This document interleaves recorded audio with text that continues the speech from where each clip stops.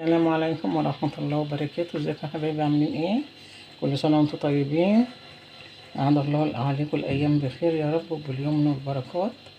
ويا العيد جاي بقى، كل سنة وانتم طيبين. يعيد عليكم بخير يا رب، وكل سنة وانتم طيبين وحبايبكم طيبين. طبعا عملنا الكحك والبسكوت والغريبة، واللي عمل البيتيفور واللي عمل لانكشار، وانا عامله اللانكشار برضو على قناتي موجودة. هنعمل بقى الحلبة، في ناس عارفينها وناس مش عارفينها، وفي ناس بيشوفوها كده، فاحنا متعودين نعملها كل سنة، بس انا اول مرة انزلها لكم. معايا حلبة جايبة 4 كيلو، نقيته وغسلته حلو ونقعته، مثلا نقعتيه من بالليل لغاية تاني يوم بالليل برضو. وتقومي جايبة شاشة او اي فانيلا عندك نضيفة وكده، وتقومي مصفياها، تقومي حطها في مصفى. هي مصفى اهي، دي مصفى اهيت، واقوم حطاها في مصفى وفرداها كده، وهغطيها، وكل يوم تسقسقيها كده من فوق الوش، ما بنفتحش عليه بالميه. ومعانا طواجن برضو، لو انت حابه تعملي في الطواجن بنحط كده، بنحط مناديل مطبخ، ببقى بلاها نص بله كده، او قطنه نظيفه، بنعملها كده. كنا زمان بقى في المدارس بيعلمونا الكلام ده، حصة الزراعة وكده والتدبير المنزلي. لو هنحط كده شوية دول هيزرعوا، هيبقوا كتار. دي بقى مش بنغطيها، دي كل يوم بنرش عليها رشاشة مية كده، شقشاق مية كده، رشرشة بسيطة كده كل يوم. هتزرع بقى وهتطلع اللي هي الحلبة الشعر دي كده اهي.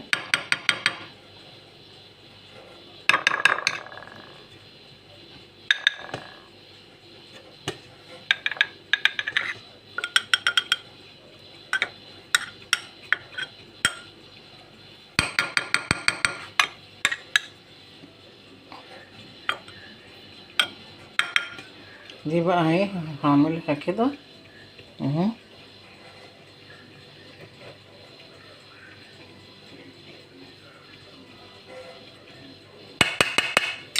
هغطيها كده اهو.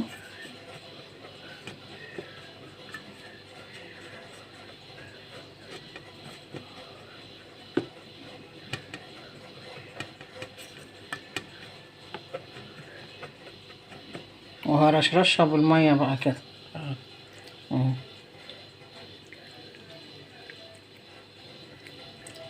وكل يوم بقى رشرشها كده.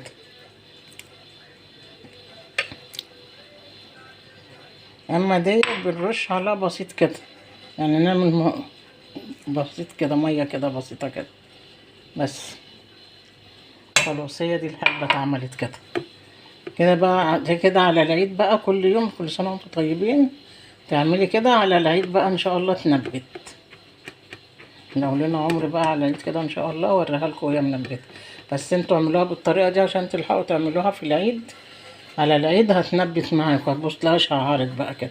ودي ترشرشها كده كل يوم بشوية مية، حطها في المطبخ، في المطبخ عادي، هتبصوا تلاقي نبتة.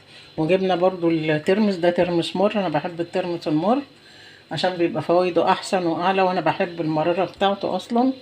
فجبته نقيته وغسلته حلو، ونقعته برضو من بالليل لتاني يوم بالليل، ورحت سلقاه. وبعد كده سبته يبرد، وبعد كده كل شويه اغير عليه الميه لغايه بقى ما طعمه يبقى حلو يتاكل كده. بعد كده بنملحه، تحط بقى عليه كمون وملح وليمون وشطه، وتعيشي بقى مع مع الترمس. كل سنه وانتم طيبين، وجزاك الله كل خير، وبحبكم في الله. وما تنسوش تدعموني بلايك وشير وتفعلوا الجرس عشان يوصل لكم كل جديد. والسلام عليكم ورحمه الله وبركاته. بصوا يا حبايبي، هنا الحلبة امبارح انا بس وريتها لكم.